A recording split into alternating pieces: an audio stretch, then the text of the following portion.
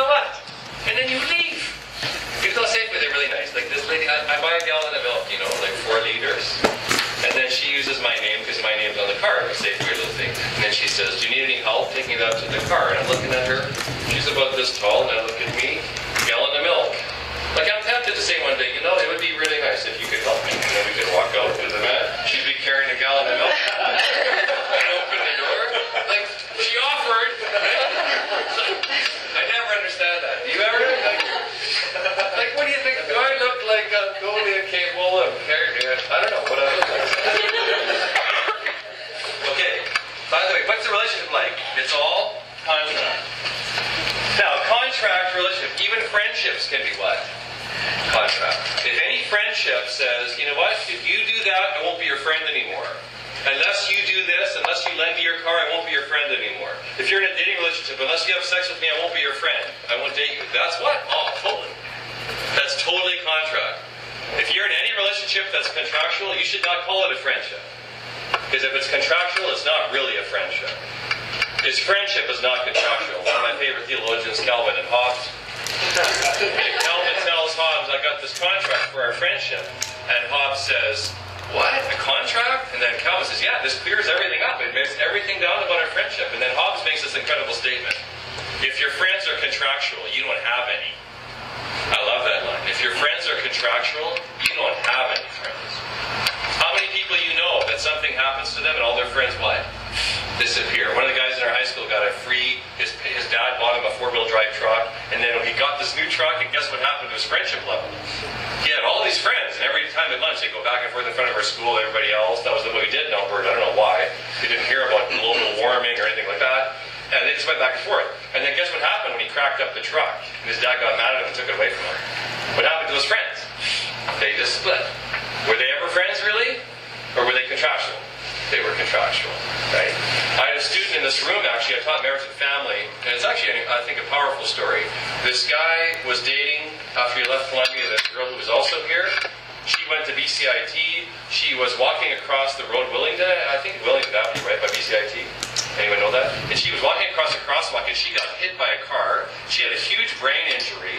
She couldn't remember anything. She started swearing, which she never did. Like, she was this wonderful, and she did all these brain injury things. She told him to run away and leave and never come back. She did all this stuff to her parents. And this guy did what?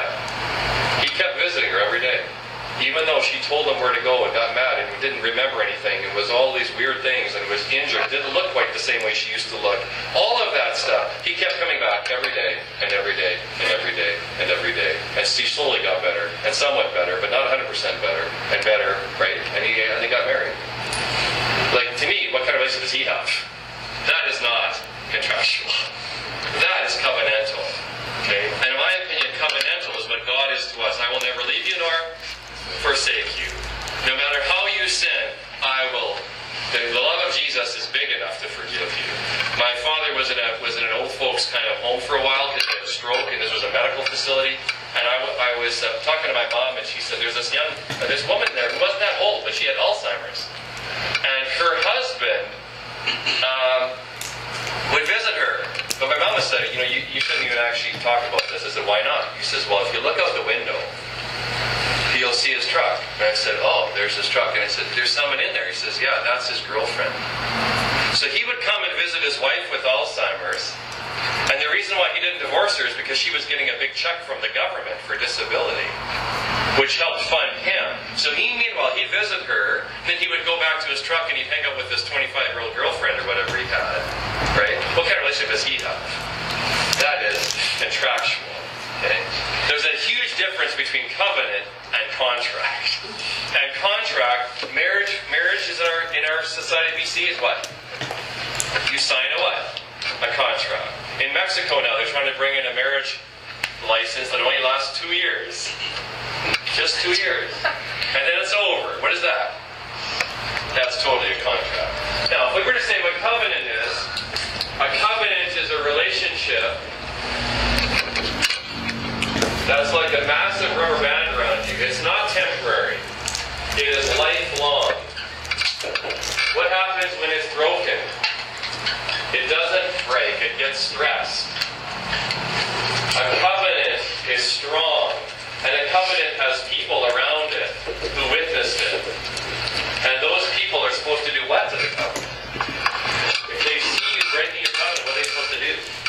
is supposed to come beat on you. Literally. In the Bible, if somebody were flirting with the secretary at work, the people who were at the wedding ceremony would come and beat on the guy. They would literally say, "You are breaking your vows. We're here to beat on you." You did not easily break your vows in the biblical world because people cared about this. Now, how do you make covenants in the Bible? Well, this is my best diagram I can put down here. Okay, that's a cup.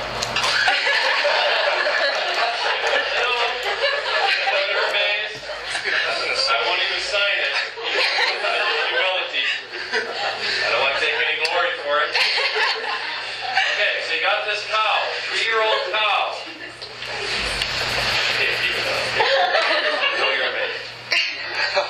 My wife's an artist, so I married well.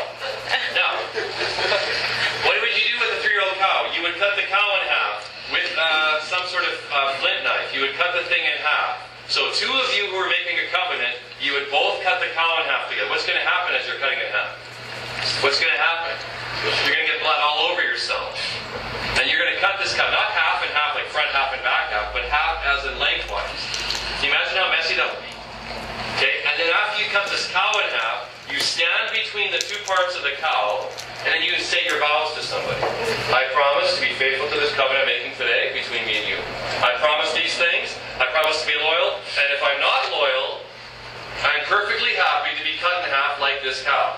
You can kill me before I will break this vow. Is that amazing? That is a what kind of relationship? Covenant. Can you imagine at a wedding? Wouldn't that be great? Okay. Bride and groom come at 2 o'clock. The wedding's not until 3:30. They're going to cut the cow at 2 o'clock. And then they're sitting there and she's all dressed up in her white dress. Okay? And she's cutting the cow in half. He's cutting the cow in half. There's a tarp because the janitor freaked out. You got on the stage there. You're cutting the cow in half. There's blood all over the place. There's a big mess. Now, how seriously do you think they think about marriage? How seriously would you think about marriage if you had to cut a cow in half before you had your vows? And then you stood in between the cow. You basically said, "Hey, whoa. In my case, Karen, I love you and care for you. I revoke all others. I put myself in sickness and health. And if I don't fulfill my vows, I'd be willing to be cut in half like this cow." There's a lot of people who wouldn't get married because they don't realize how serious marriage is in the eyes of God. In the eyes of our province, marriage is no big deal. You just buy a dress, $50 for the wedding, for the license, and you move on. How important is marriage in the eyes of God? Right? It's really important. Cutting a cow in half is simply a symbol of how important covenant is to the eyes of God. Now, if you ever go to a wedding, or if you stand up for someone at a wedding, you're what? You're now a witness to the covenant. The greatest moment at a wedding is not when they sign the register, because the register is simply a what? A contract. When is the covenantal moment? When you make your vows. Theoretically, that is the biggest moment. You should all stand up when they say vows, because that is the moment that all heaven is listening. And if you're at a wedding and you're a groomsman or a bridesmaid, you are witnesses to this covenant. And when it comes to encouraging and praying for the couple, who should do it? You should. I should, because we're witnesses to this covenant. And when it comes to beating on somebody because they're not taking their covenant seriously, who should do that? Okay? I encourage you to get big people to be your witnesses. Okay? Actually, you shouldn't get small people. They're safer. But, you know what I mean? If you get big, beefy people to stand up for you, and those big, beefy people are going to come and say to you, "Look, I saw you doing this. You're not faithful to you. How come you're out of the house 4 nights this week? You're always hanging out with buddies, going to watch football at somebody's house, and your wife is at home. What's going on in this marriage?" You might say, "Well, mind your own business." You say, "I am minding my own business. This is my business. You asked me to stand up for you at your wedding. You made it whose business? It's now my business. Because I'm a witness." Now, if the person tells you to go to some place far away, okay, that's not very positive, you can say, "You know what? Okay. I have tried my best. I prayed for you, encouraged you, I'll do all these things. Now, if you tell me not to butt out of your life, I will do that. Okay? But you told me to do that. Remember that. And someday when God comes and says, this marriage totally blew apart, and you are a witness, you say, "Hey, I prayed, I did what I could." And you're off the hook in a sense. But if you did nothing, who's on the hook for this broken marriage? You are too. All responsible for the broken marriages around us. If we were there, if we knew these people, if we never did anything. Alright. Any comments, questions? Okay, God is going to make a covenant with Abraham. God, how many animals did they cut in half? They cut 3. Abraham cuts 3 animals in half. Now who goes in between them? Not Abraham, but only whom? God. In a flaming fire pot goes in between. He makes promises. And he makes basically 4 promises. This is called the suzerain vassal covenant. That's a fancy word. Suzerain is God. Vassal is Abraham. And he promises 4 things. Descendants. How exciting would that be for people who are 75, 65, no kids? That's incredible. Then he promised that they become a nation. Which is like, you gotta be kidding. We're gonna have kids? That itself is a huge miracle. And they're gonna become a nation? Wow. And then they're gonna be given land. And ultimately God's will for them is that they will bless the whole world. When did God start loving the whole world? Like 5 minutes before he sent Jesus? You know, I'm starting to feel a little more loving toward the world. Like, I used to really hate them all. I couldn't care less. I loved Israel, I hate everybody else. Is that true? Or did God love all of the world from the beginning? Yes. He loved the whole world from the beginning. So his purpose in choosing this old couple is not because he thinks they're so amazing.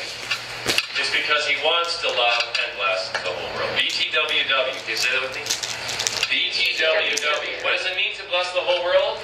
It means to restore love to the world. Well, shalom to all creation, which is what his original intention was. Oh, isn't that crazy? Did you learn anything today? Like, or did I just get warmed up here? Wow. By the way, there was no person outside who wanted to kill